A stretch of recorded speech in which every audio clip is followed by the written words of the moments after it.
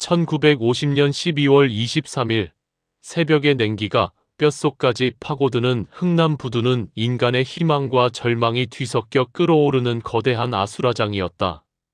만주 벌판에서 불어온 북풍은 군용 모포 아래 움츠린 피난민들의 얼굴에 얼음 가루를 뿌렸고, 미군 수송선의 웅장한 엔진 소리는 짐승의 울음처럼 바다 위를 가로질렀다.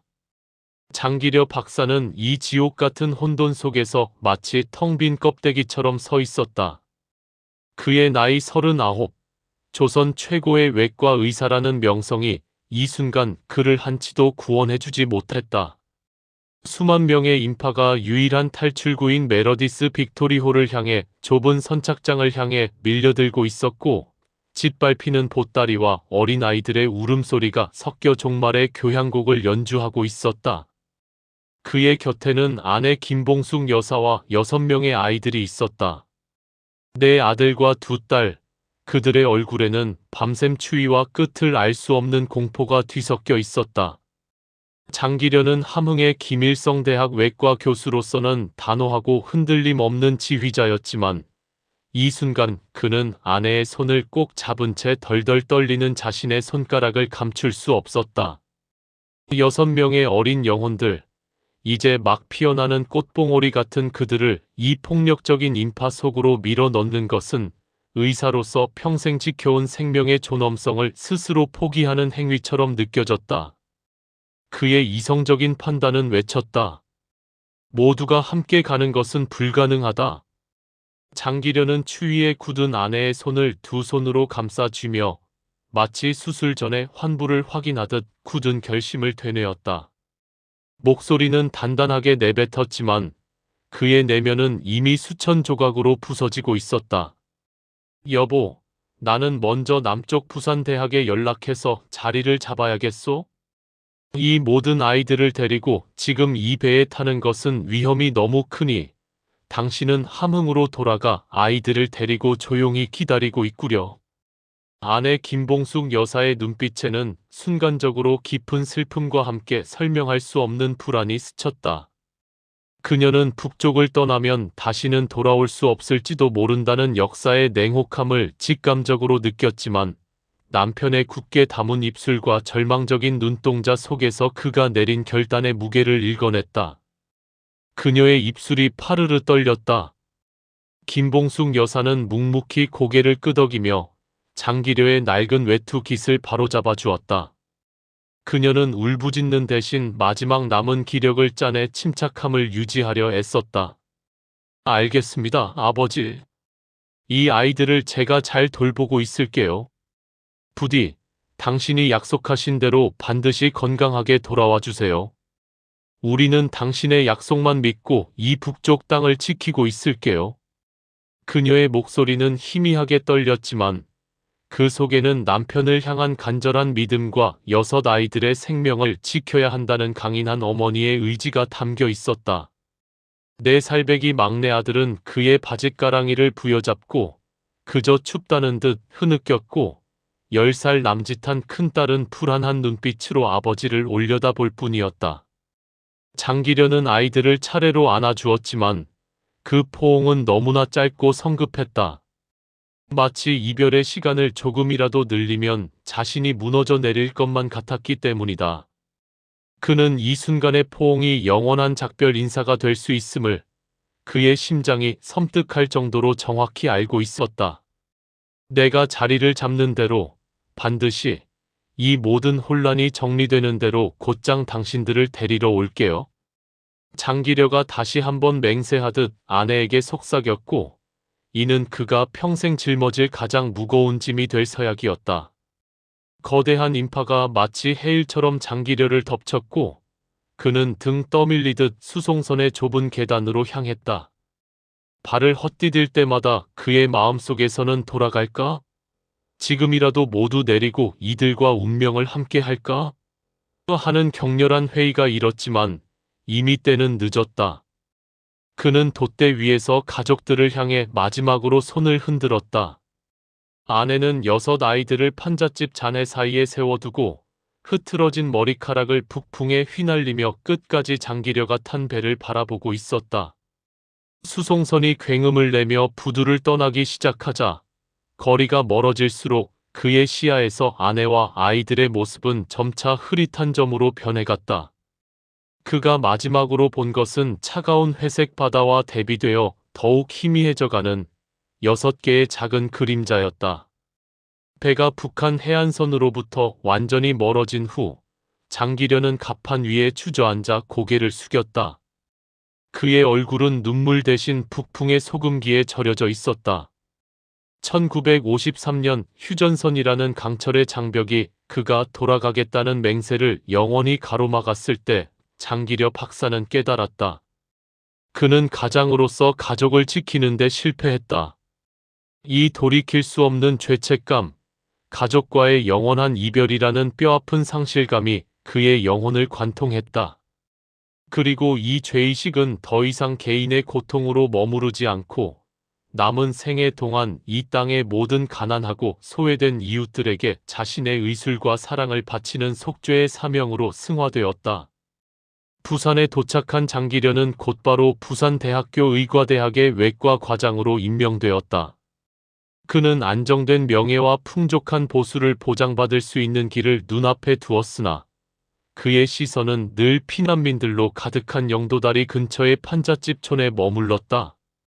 전쟁의 상처와 가난 때문에 진료는커녕 기본적인 약조차 구하지 못하고 고통 속에 죽어가는 사람들의 모습이 그의 마음을 무겁게 짓눌렀다. 내가 아무리 뛰어난 외과 기술을 가졌더라도 돈 때문에 치료받지 못하는 환자가 있다면 그 의술이 무슨 소용이 있겠소? 장기려 박사는 동료 교수들과의 회의 자리에서 나지막이 말했다.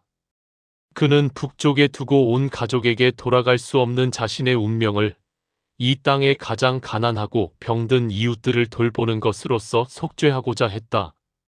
결국 장기려 박사는 부산대학교의 안정적인 교수직을 내려놓는 충격적인 결정을 내렸다.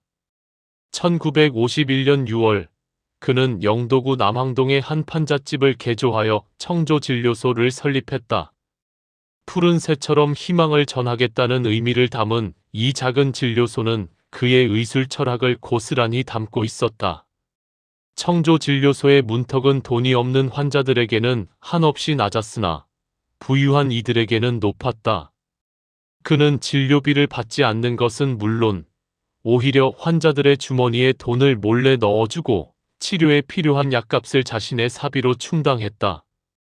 한 번은 병원 직원이 장기려에게 달려와 말했다. 박사님, 저 환자가 수술을 받고도 돈을 내지 않고 도망갔습니다. 어떻게 합니까? 장기려 박사는 창밖을 바라보며 말했다. 쫓아가서 돈을 받아오지 마시오. 가난한 사람이 병이 낫지 않았다면 갚으러 올 수 없었을 것이고 병이 나았다면 새 삶을 찾아 떠난 것이니 축복해 주어야 합니다. 돈을 내지 못할 때 그들이 얼마나 마음이 아프겠소? 그들을 비난할 자격은 우리에게 없습니다. 그의 이러한 행동은 주변 의료계 전체에서 바보 같다. 정신 나간 사람이라는 조롱과 비난을 받게 했다. 그는 탁월한 실력을 가졌음에도 불구하고 명예와 부를 쌓을 기회를 스스로 발로 차버렸기 때문이다. 그러나 장기려 박사는 그 모든 비난을 묵묵히 감수했다. 그의 의술은 단순한 치료를 넘어 고통받는 이들에게 희망을 전하는 헌신 그 자체였다. 장기려 박사의 헌신은 단순한 개인적 봉사에 머물지 않았다. 그는 가난한 사람들이 질병의 굴레에서 벗어나기 위해서는 구조적인 시스템의 변화가 필요하다고 절감했다. 개인의 선의만으로는 광범위한 의료 사각지대를 해소할 수 없었다. 1968년 장기려는 당시 대한민국 의료계에서는 상상조차 할 수 없었던 혁명적인 시도를 단행했다. 그는 청십자 의료보험조합을 설립했다. 이는 정부의 국민의료보험제도가 시행되기 10년 이상 앞선 대한민국 최초의 자발적인 의료협동조합 모델이었다. 그의 계획은 매우 단순했다. 조합원들이 매달 아주 적은 금액의 회비를 납부하고 이 기금으로 병원 운영비를 충당하며 조합원들은 필요할 때 저렴한 비용으로 진료와 수술을 받을 수 있도록 하는 것이었다. 당시의 경제 상황을 고려할 때 이는 가난한 서민들에게는 생명과 직결된 혁신이었다. 이러한 비영리적이고 협동적인 계획에 대해 많은 의사와 사업가들이 강력한 비판을 쏟아냈다. 장 박사, 병원은 돈을 벌어야 하는 사업장입니다. 이렇게 무계획적으로 돈 없는 사람들에게 퍼주기만 하면 병원은 망하고 박사님까지 파산할 것입니다. 돈을 벌어야 더 많은 환자를 치료할 수 있는 것 아닙니까? 한 대학 병원장이 장기려를 찾아와 격렬하게 반대했다. 장기려 박사는 그들의 염려를 이해하면서도 단호하게 자신의 신념을 밝혔다. 병원이 망할까 두려워 환자를 외면할 수는 없습니다. 우리의 목적은 돈을 버는 것이 아니라 사람을 살리는 데 있습니다. 만약 이 병원이 망한다면 그것은 우리가 모든 노력을 다했음에도 불구하고 사회가 아직 이 제도를 받아들일 준비가 되지 않았다는 뜻일 뿐입니다. 저는 제 소신을 굽히지 않을 것입니다. 그는 청십자병원의 옥탑방, 겨우 몸 하나 누일 수 있는 단칸방에서 평생을 지냈다. 그의 옷차림은 늘 낡고 수수했으며 그의 유일한 관심사는 병원의 재정이 아닌 환자들의 건강 상태뿐이었다. 그의 바보스러움은 오히려 수많은 가난한 사람들에게는 생명의 빛이 되었고 청십자 의료보험은 한국 사회의 의료 평등의 씨앗을 뿌렸다. 장기려 박사의 인간에는 때로는 법과 사회의 질서를 넘어섰다. 그가 부산에 정착하여 청조진료소를 운영할 무렵 한 북한군 포로 출신 청년이 중병을 앓으며 그의 병원에 입원했다. 이 청년은 한국전쟁 이후 북으로 돌아가지 않고 남한에 정착하기를 원했으나 불안정한 신분 때문에 언제 당국에 넘겨져 처벌을 받게 될지 모르는 두려움에 떨고 있었다. 청년은 극도의 불안과 공포 속에서 장기려에게 간절히 매달렸다. 청년이 장기려의 손을 붙잡고 눈물로 호소했다. 박사님, 저는 살고 싶습니다. 제발 저를 좀 도와주십시오. 만약 제가 잡히면 죽을 수밖에 없습니다. 저는 단지 평범하게 살고 싶습니다. 장기려 박사는 청년의 눈빛에서 삶에 대한 처절한 갈망과 함께 북에 두고 온 자신의 가족과 같은 절망을 읽었다. 그는 자신이 가족에게 돌아갈 수 없는 운명이라면 적어도 이 청년에게는 새로운 삶의 기회와 자유를 주어야 한다고 생각했다. 당시 포로의 탈출을 돕는 행위는 매우 중대한 범죄였으며 이는 장기려 본인의 명예와 병원의 존재 자체를 위태롭게 할 수 있는 위험천만한 일이었다. 장기려가 잠시 침묵하더니 결연한 의지를 담아 청년에게 말했다. 두려워하지 마시오. 생명을 구하는 것이 의사의 가장 큰 의무입니다. 당신의 자유를 위해 내가 모든 것을 걸고 돕겠습니다. 그날 밤 장기려는 청년에게 자신의 낡은 외투와 모자를 건네주고 그의 몸에 붕대를 감아 마치 중증 환자인 것처럼 위장시켰다. 그는 마치 자신이 긴급한 외진을 나서는 것처럼 병원 직원들에게 알린 뒤 어둠을 틈타 청년의 손을 잡고 병원 뒷문을 나섰다. 인적이 드문 곳까지 청년을 안전하게 안내한 장기려는 마지막 작별을 고했다. 이제부터 당신은 자유로운 사람입니다. 절대로 뒤돌아보지 말고 새로운 삶을 사십시오. 건강하게 살아가십시오. 이 사건은 장기려 박사의 삶에서 가장 극적이고 위험한 순간이었다. 그는 세상의 모든 규율과 위험을 무릅쓰고 오직 한 인간의 생명과 자유를 지키는 것이 진정한 휴머니즘이라고 믿었다. 장기려 박사는 평생을 청십자병원의 옥탑방에서 살았다. 그의 삶은 오직 가난한 환자들을 위한 것이었으며 개인적인 욕망이나 안락함은 존재하지 않았다. 그는 평생 독신으로 살았는데 지인들이 그의 외로움을 염려하며 재혼을 권유할 때마다 그는 단호하게 거절했다. 나에게는 이미 아내가 있고 6자녀가 북녘 땅에서 나를 기다리고 있소? 내가 그들을 잊고 다른 사람과 새 가정을 꾸릴 수는 없습니다. 나는 그들이 돌아올 때까지 아니면 내가 그들을 만날 수 있을 때까지 이 자리에서 그들을 기다려야 할 의무가 있습니다. 장기려 박사가 나직하지만 단호하게 말했다. 그는 북녘 하늘을 바라보는 옥탑방 창가에서 평생을 그리움으로 보냈다. 그의 의술 활동과 헌신은 그가 가족에게 전할 수 없는 사랑을 이 세상 모든 환자들에게 나누어주는 방식이었다. 1979년 그는 잠시 막내딸을 만날 수 있는 기회가 있었으나 온 가족이 함께 만나지 못한다면 의미가 없다는 이유로 그 기회마저 포기했다. 그의 순애보와 가족에 대한 변치 않는 의리는 많은 사람들에게 큰 감동을 주었다. 1995년 12월 25일 성탄절 아침, 장기려 박사는 자신이 평생을 바친 부산 복음병원에서 조용히 생을 마감했다. 그의 마지막 유산은 낡은 성경책과 청십자 의료기구 몇 점, 그리고 수수한 옷가지가 전부였다. 그의 장례는 소박했고 그의 유해는 병원 뒤편의 작은 동산에 묻혔다. 장기려 박사의 삶은 우리에게 진정한 성공의 가치와 의사의 사명이 무엇인지를 되묻는다. 그는 최고의 지위와 부를 버리고 가장 낮은 곳을 택했으며 한 번의 비극적인 이별을 수많은 이웃을 향한 영원한 사랑으로 승화시켰다. 그의 바보 의사라는 별명은 세상의 물질적 지혜를 초월한 가장 숭고하고 아름다운 헌신의 상징으로 대한민국 역사에 영원히 기록될 것이다.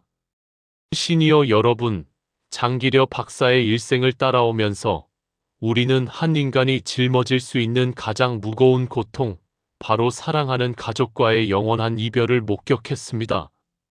북녘에 두고 온 6자녀와 아내를 향한 그리움, 그 깊은 상실감은 그의 가장 치명적인 아픔이었으나 동시에 그의 모든 삶을 이끈 가장 강력한 정신적 동력이 되었습니다. 그는 부산대학교 외과 과장이라는 안정된 명예와 풍요로운 보수, 즉 세상이 말하는 성공이라는 달콤한 과실을 스스로 내려놓았습니다. 대신 영도다리 밑에 판잣집 진료소를 택했습니다. 그리고 60대의 나이에 그는 가난한 이웃들을 위한 대한민국 최초의 의료협동조합인 청십자를 세우며 자신의 남은 생을 오직 이웃에게 헌신했습니다. 장기려 박사의 삶은 우리에게 묻습니다. 당신의 노년기는 무엇을 위해 존재합니까? 그의 마지막 행보는 재산을 쌓는 데 있지 않았습니다. 그가 평생 독신으로 병원 옥탑방에서 살며 북녘 하늘을 바라보았던 그 시간들은 그가 세상의 모든 물질적인 욕망과 타협을 내려놓고 오직 인간의 존엄성이라는 가장 숭고한 가치에만 집중했던 영혼의 결실기였습니다. 나에게는 이미 아내가 있고 6자녀가 북녘 땅에서 나를 기다리고 있습니다. 나는 그들을 잊을 수 없습니다. 그의 이 말은 단순히 가족을 향한 그리움이 아니었습니다. 그것은 그가 개인의 소유와 안락함을 버리고 모든 고난을 이겨내며 가장 강인하고 빛나는 인격을 완성하겠다는 노년의 단호한 선언이었습니다. 시니어 여러분, 노년기는 절대 상실의 시기가 아닙니다. 오히려 우리가 평생 동안 쌓아온 경험과 지혜가 비로소 마음의 시력이 되어 세상의 헛된 욕망들을 꿰뚫어보고 진정으로 중요한 것 가치와 관계에 집중할 수 있게 되는 축복받은 시간입니다. 여러분의 인생에도 수많은 실패와 좌절, 그리고 고독의 시간이 있었을 것입니다. 그러나 장기려 박사가 60세를 넘어 비로소 인생의 가장 위대한 절정을 맞이했듯이 여러분의 노년은 모든 경험과 지혜가 하나로 모여 가장 강인하고 빛나는 인격을 완성하는 시기입니다. 지금 이 시기가 바로 여러분의 인생 이막에서 물질적 안락함을 넘어 나만의 청십자를 세우고 새로운 헌신의 승리를 선언할 때입니다. 장기려 박사가 개인의 소유를 버리고 역사적 사명을 얻은 것처럼 시청자 여러분은 인생 후반기에서 무엇을 내려놓았고 그 빈자리에서 어떤 새로운 가치와 지혜를 발견하셨습니까? 댓글로 여러분의 삶의 지혜를 나눠주세요.